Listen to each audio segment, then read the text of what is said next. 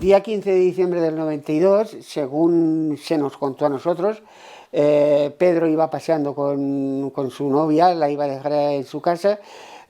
Nosotros vivimos en La Belneda, en un barrio de Barcelona, y la novia de Pedro vivía en Hospitalet, en el otro extremo de Barcelona.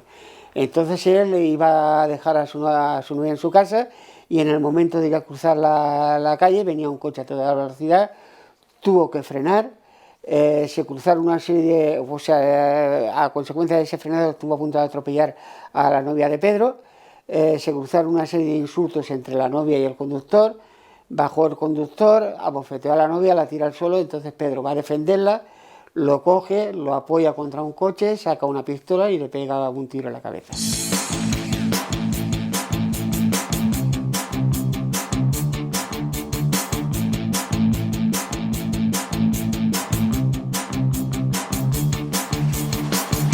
A consecuencia de eso, pues fuimos indagando, fuimos sabiendo, y que el presunto asesino de Pedro era un policía nacional, con unas iniciales, y que era la única persona que había sido imputada.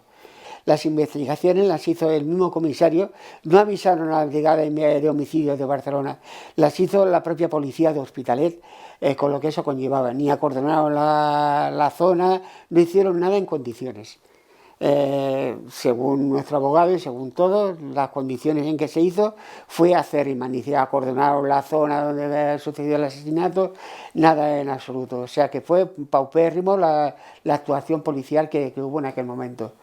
Entonces, como consecuencia de eso, a los 2 días se detuvo a una persona que resultó ser el individuo en cuestión. El mismo día del asesinato de Pedro, me presento yo por la mañana en comisaría de Hospitalet para que me den alguna información. Cuando me explican lo que había pasado, yo enseguida alegué que eso había sido una persona especializada en armas, o sea, por las características en que se había cometido y todo, que había sido un miembro de la Fuerza de Seguridad del Estado. Porque un delincuente, yo aducía, un delincuente en una discusión saca una pistola y dispara donde salga. No tiene la sangre fría de coger a una persona, apoyarla en un coche y apuntarla en la cabeza y a bocajarro disparar un tiro en la cabeza. Eso tiene que ser un profesional de las armas, una persona que está acostumbrada a manejarlas.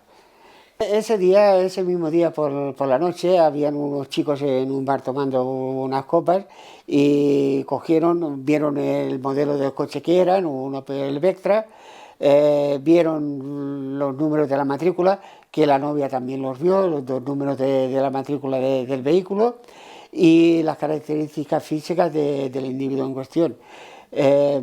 Por eso, sucesivamente, el día del entierro de Pedro, van al cementerio sin respetar el sepelio que se estaba haciendo por Pedro, y se llevan a la novia a jefatura de Villa Laietana en Barcelona para que hiciera la rueda de reconocimiento. Eso eran sobre las 11 y media de la mañana, y la rueda de reconocimiento, estando la novia en jefatura, no se hizo hasta la 1:30, a las 2 de la madrugada. O sea, la tuvieron alrededor de 14 horas en jefatura, una persona joven, con los nervios que eso incluye, con todo lo que conlleva, el mismo día del entierro de Pedro. No obstante, ella, cuando entra en la rueda, lo primero que hace es marcar al individuo en cuestión. Es lo que eso no lo puede negar nadie, porque eso consta en el sumario. Lo primero que hace es marcar al individuo en cuestión. Lo detienen a él porque era una persona que se movía por esos ámbitos de noche y todos los aspectos. Además, dio la casualidad que era una persona que venía caliente porque se acababa de discutir con un agente de seguridad en la residencia de Belviche, y el primero que pilló en su camino pagó el pato, suponiendo que las cosas sean como nosotros tenemos conocimiento. Cosa que cada vez con el paso del tiempo empezamos a dudar de que fueran así, por el interés de Fiscalía y Judicatura en que ese caso no se investigue. Empezamos a dudar mucho de que eso fuera así, porque yo creo conscientemente de que tanto Fiscalía, sobre todo Fiscalía, teme que se descubra algo mucho más gordo detrás del asesinato de Pedro, puesto que desde un principio ha sido la parte más interesada en que el caso de Pedro no se investigara jamás. Entonces, yo siempre me hago la misma pregunta: ¿qué temen que se descubra detrás del asesinato de Pedro. Porque en aquellos tiempos había bastante mafia por todos los sitios. Entonces este periplo empezó en que yo di una información al jefe de la Brigada de Investigación Criminal de Barcelona, a un tal Lacasta, para que investigara sobre la posible persona que acompañaba al individuo en cuestión en el coche en la noche de autos. Este señor me llamó a los 3 meses, yo me parece que le di la información en el mes de abril del año 93 y me parece que me llamó en septiembre del mismo año, o sea, los 3 o 4 meses, diciendo que no podía seguir en la investigación porque lo habían ascendido. Yo para mí, con todo, por mucho que él me dijera que era un ascenso, yo para mí era una degradación en toda regla. Puesto, yo te explico por qué considero ese tema. Porque a él lo pasaron de ser jefe de la Brigada de Investigación Criminal, que bajo mi opinión, siendo un policía, es casi a lo mayor que puede aspirar, porque es un trabajo de investigación, no es un trabajo monótono, no es un trabajo... pues lo pasaron a ser jefe de los coches patrullas de Barcelona. O sea, para mí es una degradación en toda regla, de estar ahí en un sitio sentado, ver los coches que salen, distribuirlos, no distribuirlos. Y por lo tanto a esta persona la apartaron de la investigación. Entonces nosotros empezamos otro periplo, el periplo de que no queríamos que fuera la Policía Nacional la que siguiera investigando el caso, queríamos que se involucrara la Guardia Civil. Yo tenía conocimientos de que había un teniente de la Guardia Civil en Martorell que era muy bueno como investigador y como todo. Entonces fui a verlo a Martorell y le dije que si podía hacerse cargo, y él me dijo que no, que si no tenía una orden judicial, que ellos no podían encargarse de una investigación que estaba llevando otro cuerpo, a no ser que exclusivamente se lo mandara la juez. En el año 95, la señora María José Magardí Paternostro, la jueza que llevaba el caso del juzgado número 5 de Hospitalet, da el caso por cerrado, lo archiva el caso.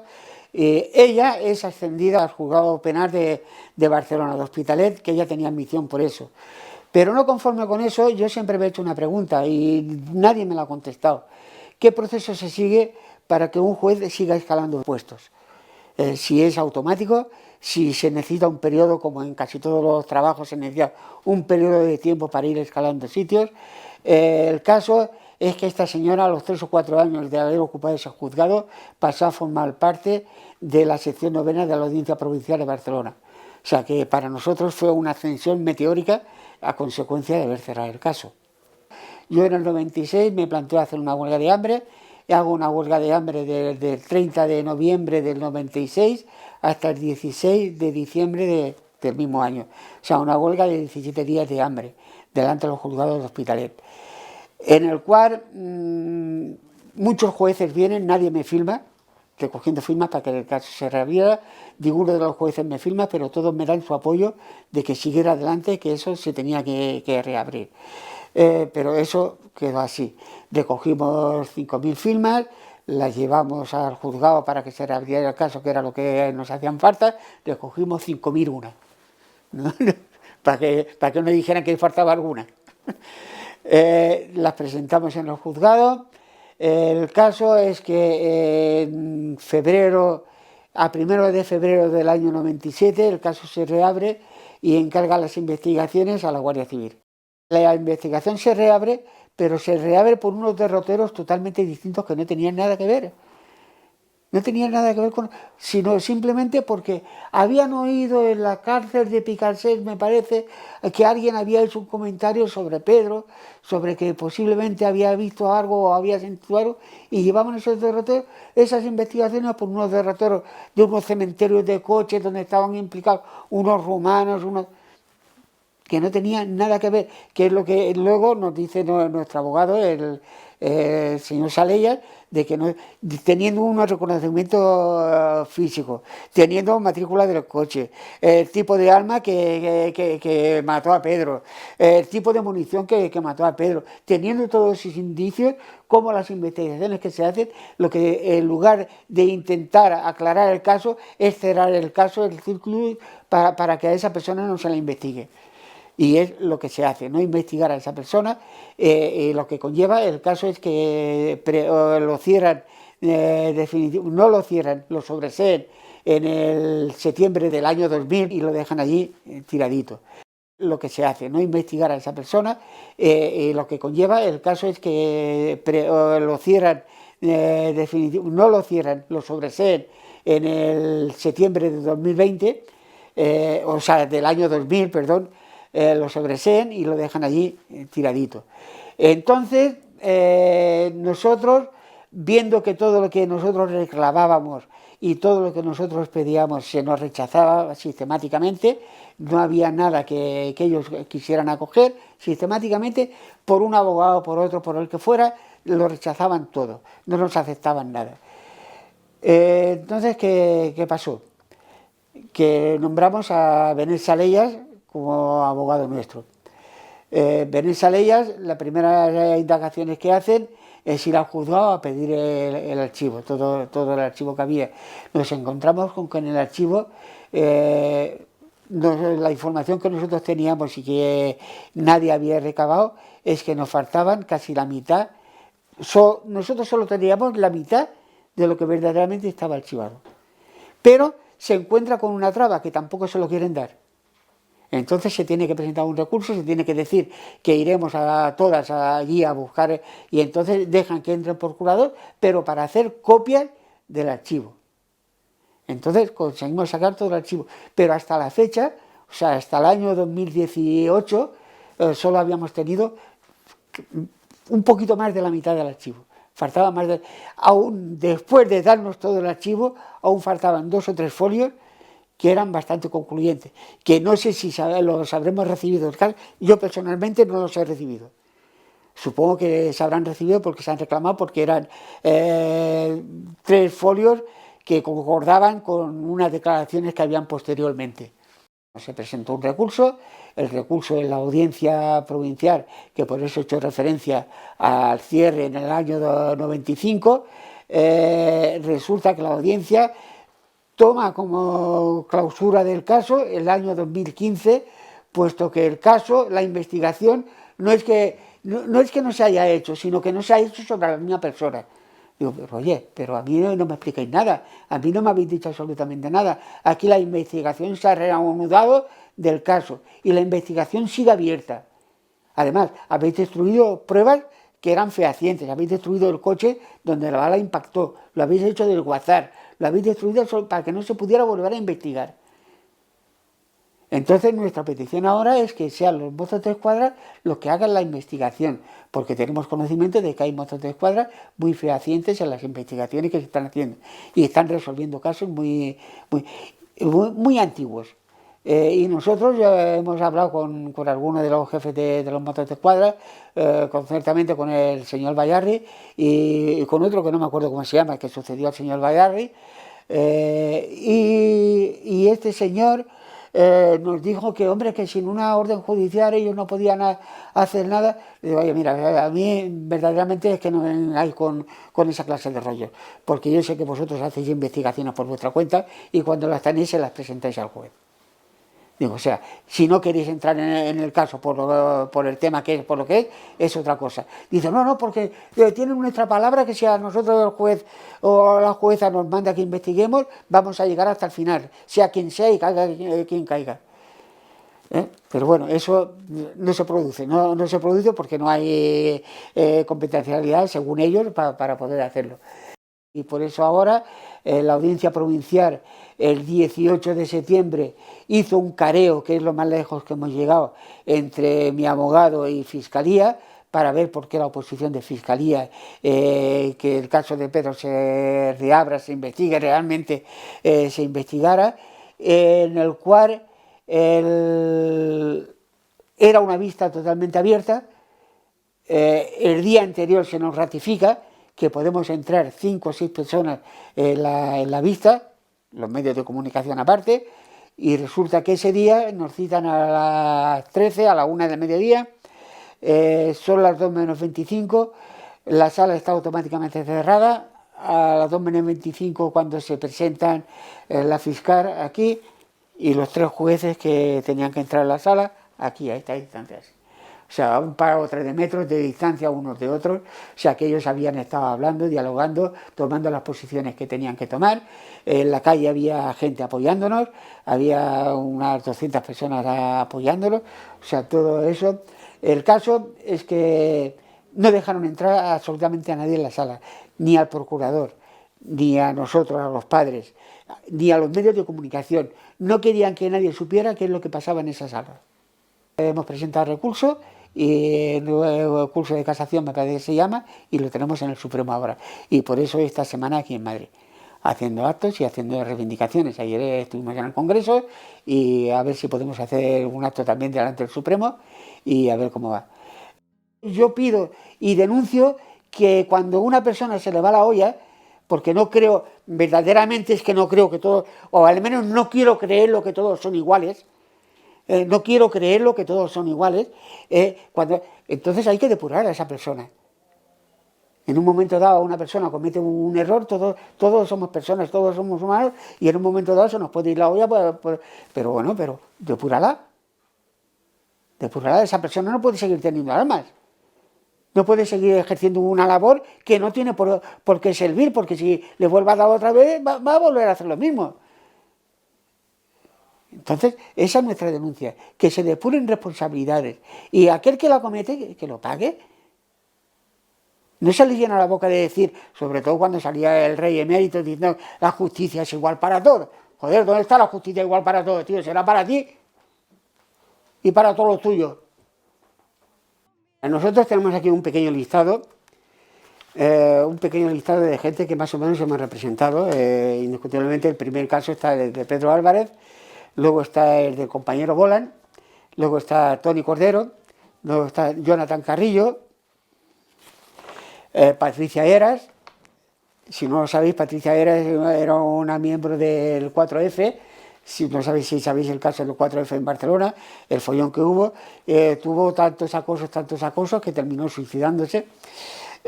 Mustafa Al-Marachib, Irisa Iallo, Wandy Ferreira, Sergio Escobar, Juan Pablo Torroija, Yassí Jaumasí y Juan Andrés Benítez. A mí me dicen, bueno, pero es que todo esto no tiene nada que ver con Pedro Álvarez. Y digo, no, pero tienen un punto en común todos. Toda hay intervención de distintas policías con resultados de muerte. Y ese es el punto en común y el punto que los une a todos. Yo no sé las circunstancias en que cada una, porque yo los conozco muy someramente por encima, pero no sé verdaderamente la vida de estas personas, ni mucho menos. Pero sí tenemos el punto en común ese. Y entonces la gente se calla. Todo lo que estamos haciendo estos días está teniendo eco en las redes sociales en cantidad de medios de comunicación alternos, pero ni en el mundo, ni en el país, o sea, en ningún periódico de tirada nacional grande. Parece que La Vanguardia ha escrito algo, parece que no lo sé porque no me ha llegado aún, pero parece que ha escrito algo. Pero ningún medio grande se ha hecho eco de nada, no les interesa sacar el tema. Las amenazas, pues en un principio llamaban a cualquier día de la noche con lo que llevaba para nosotros. Llamadas intempestivas, pero nadie decía nada, solamente jadeaban fuerte. Esto se tradujo en que yo fuera a Telefónica a pedir a ver las grabaciones esas de dónde venían y qué teléfonos eran, y me dijeron que eso no lo podían hacer. No podían porque no habían registro. Igual que las llamadas que Pedro recibió antes de que lo asesinaran. También pedí información, también me dijeron que no, porque no se guardaban los archivos, no se guardaban las grabaciones. Totalmente mentira, porque eso se ha guardado siempre. Pero bueno, el caso es ahí. Entonces fui a la policía a denunciar. Digo, oye, me está pasando. Dice, pues coge y cambie de teléfono. Digo, ¿y para qué quiero cambiar de teléfono si sois vosotros los que estáis llamando? Si vengo a decirlo para eso, para que sepáis que sé que sois vosotros los que estáis llamando. Entonces digo, mira, a partir de ahora me voy a poner un contestador automático. Fue poner el contestador automático, dejaron de llamar por una temporada. O sea, un contestador particular. Entonces, al cabo del tiempo, volvieron a reanudar. Entonces fui al juzgado y tuvieron el teléfono pinchado un par de años, pinchado de mucho antes, pero por orden judicial un par de años, entonces automáticamente se dejaron de llamar por teléfono. Yo personalmente no tengo gran fe en el Tribunal Supremo y todos creemos y coincidimos en que el Tribunal Supremo dejará pasar los 2 o 3 meses que quedan, como mucho, para que no decir nada y que el caso prescriba. Pero bueno, tendremos que apurar las líneas aquí, tendremos que ir al Constitucional. A ver qué dice, y cuando agotemos la línea de aquí, entonces recurrir a Europa. Sabemos que Europa, los dictámenes que coge Europa contra España se los pasan por el forro, porque se los pasan verdaderamente por el forro, pero bueno, estamos en el país que estamos y si la inmensa mayoría lo toleramos y lo seguimos soportando el sistema, pues ya está, es lo que tenemos. Yo no sé si verdaderamente conseguiré coger al asesino de Pedro, pero lo que sí nos vamos a llevar por delante es la hegemonía que hemos sembrado y el ejemplo de lucha que hemos sembrado, que esto sirve para que muchas personas se hayan atrevido a denunciar cuando han sufrido abusos policiales y para que hayan servido para salir a la calle a luchar y a pelear. Y yo pido que ese ánimo no decaiga nunca, no decaiga y que sigamos denunciando los abusos autoritarios del poder, porque eso es lo que nos puede dar alguna fuerza y que eso se termine, al final se termine por cortar. Será muy difícil, pero bueno, mucho más difícil será si no denunciamos.